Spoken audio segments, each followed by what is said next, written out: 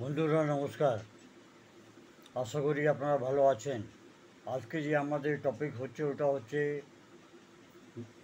পায়ে হুঁচট খাওয়া, পাটা মুড়ে যাওয়া, তাতে হাঁটতে অনেক অসুবিধা হয়।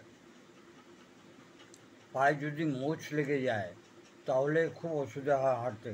তখন গরম জল দিয়ে আমাদের সেক করতে হয় এবং নানা রকম তারপরে ব্যান্ডেজ করতে হয়। এভাবে আমরা করে দিয়ে ব্যথাটাকে কমাবার চেষ্টা করি।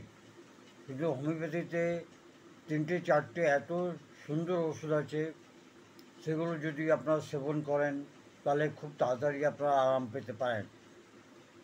পা যদি রেগুলার আপনার যদি মোচ খেয়ে যায়, হ্যাবিচুয়াল মোচ হয়, বাচ্চাদের এটা সবসময় লেগে থাকে হ্যাবিচুয়াল মোচ, তাহলে ন্যাট্রাম কাপ ওষুধই 200 potency-তে দিনে দুবার দেবেন। এছাড়া অ্যাগনাস কাস্টস আছে, অ্যাগনাস কাস্টসটাকেও 30 potency-তে দিনে কমসে কম 3 থেকে 4 বার দিতে পারেন। এবং ড্রসেরা এবং এরামমেটকে কখনো ভুলবেন না। ড্রসেরা আর এরামমেট 30 potency-তে দিনে 4 থেকে 5 বার দেবেন। মনে রাখবেন সব ওষুধই একসঙ্গে মিলিয়ে দিতে নেই, এটাকে 15 মিনিট অন্তরে দেবেন। আর ন্যাট্রাম কার 200 potency-কে দিনে শুধু সকালবেলা খালি পেটে একবার দেবেন, রাত্রিবেলা খাওয়ার 8 ঘন্টা পর একবার দেবেন। এভাবে যদি আপনি এটা অন্তত 2 থেকে 3 মাস যদি খান, তাহলে আপনার এই পায়ে ব্যথাটা এবং যেটা রেগুলার হ্যাবিচুয়াল মোচ হচ্ছে এটা কিন্তু কমে যাবে।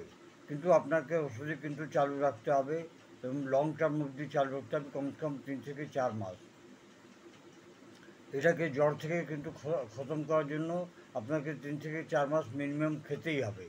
আশা করি আপনি এটা পছন্দ করবেন। পছন্দ করলে আপনার বন্ধু বান্ধবকে আপনারা এটা পাঠাবার চেষ্টা করবেন।